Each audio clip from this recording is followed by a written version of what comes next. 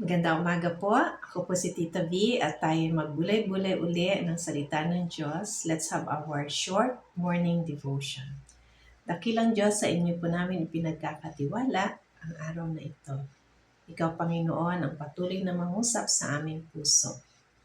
And may your anointing be upon your servant, O Lord. In Jesus' name, Amen.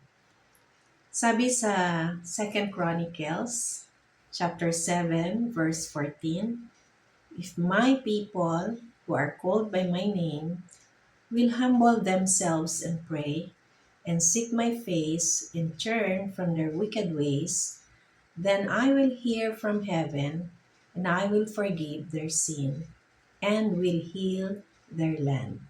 Sa Tagalog, ngunit kung ang bayang ito na nagtataglay ng aking karangalan ay magpakumbaba, manalangin, hanapin ako, at talikuran ang kanilang kasamaan, papakinggan ko sila mula sa langit, patatawarin ko sila sa kanilang mga kasalanan, at muli kong pasasaganain ang kanilang lupain.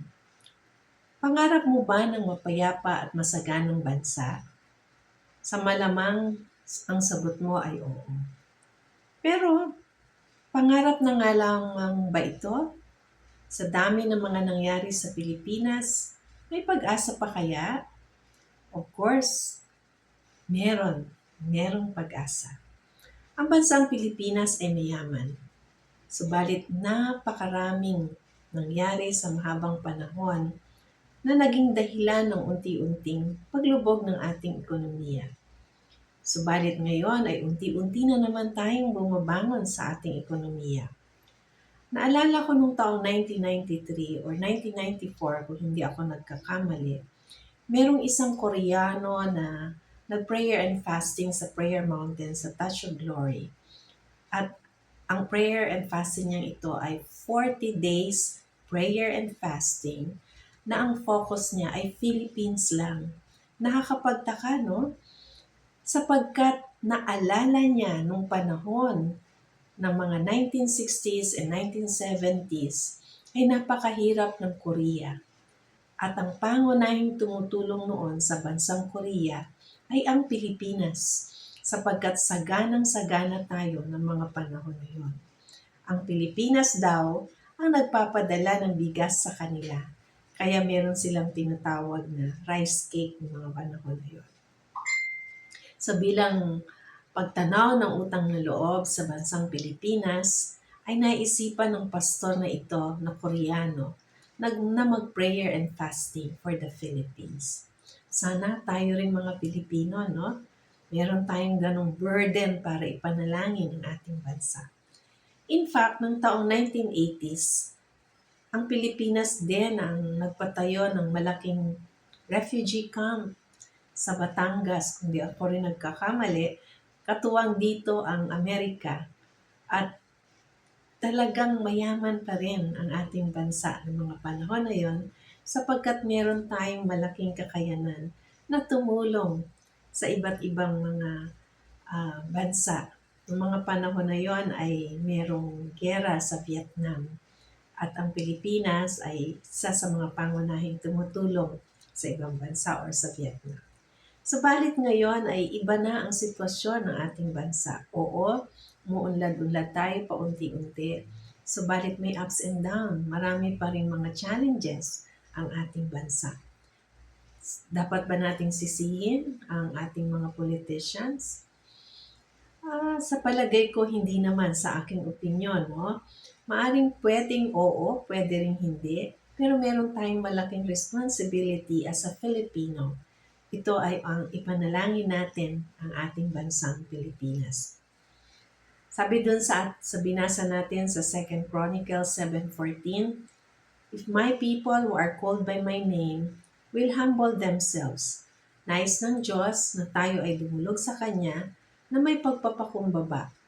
Gusto ng Diyos na makita mula sa atin na kailangan natin siya.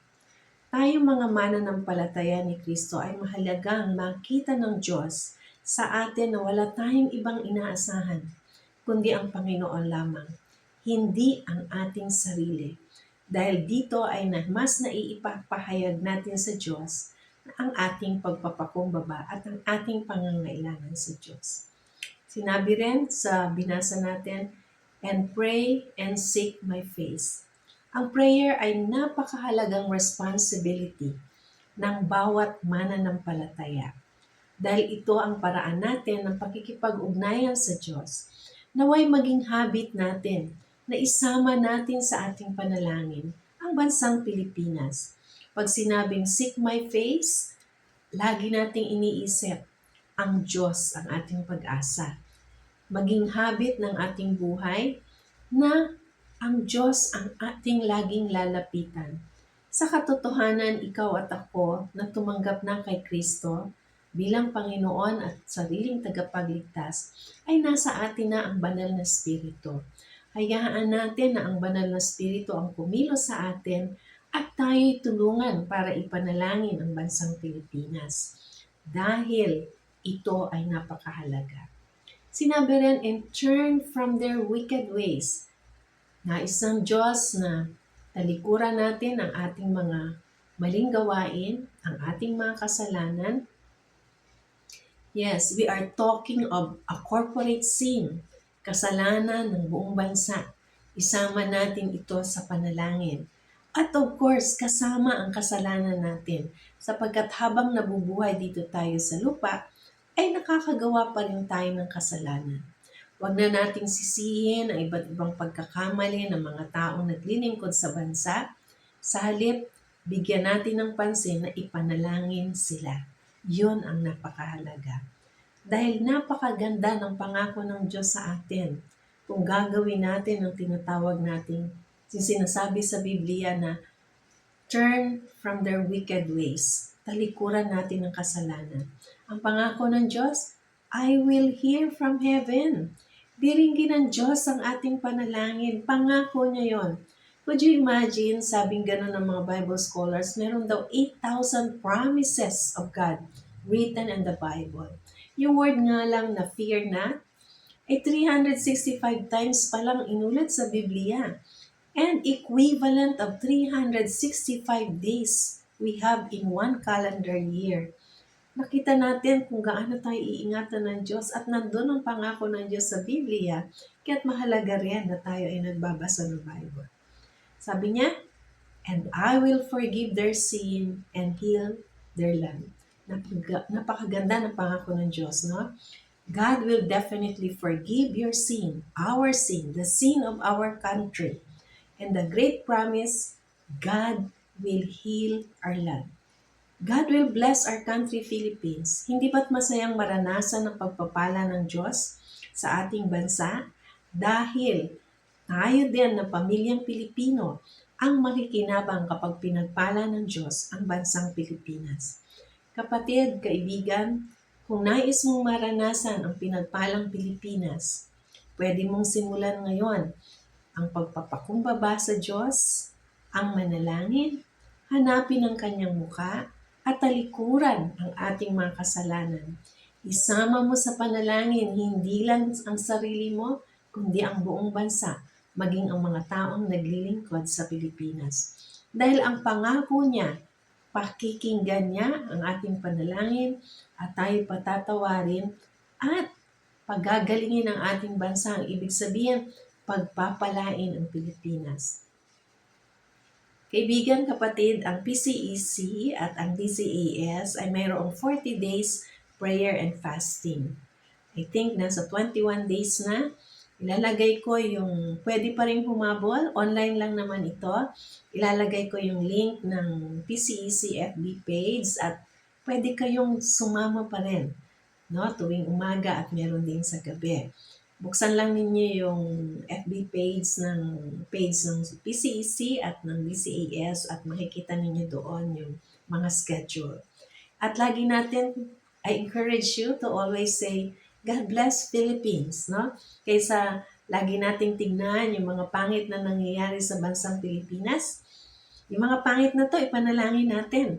At lagi nating ibukas sa ating bibig, o Diyos, pagpalain mo ang bansang Pilipinas. Sabihin natin na, God bless Philippines. Kasi ang bawat binabanggit ng bibig ng mga taong nananampalataya sa Diyos ay panalangin na rin. Let's say, every day, na bahagi ng ating buhay, parang bahagi ng ating paghinga, God bless Philippines. O Diyos, pagpalain mo ang aming bansang Pilipinas. Magandang umaga pong muli. Ako po si Tita V. Love and prayers. To God be all the glory. God bless Philippines.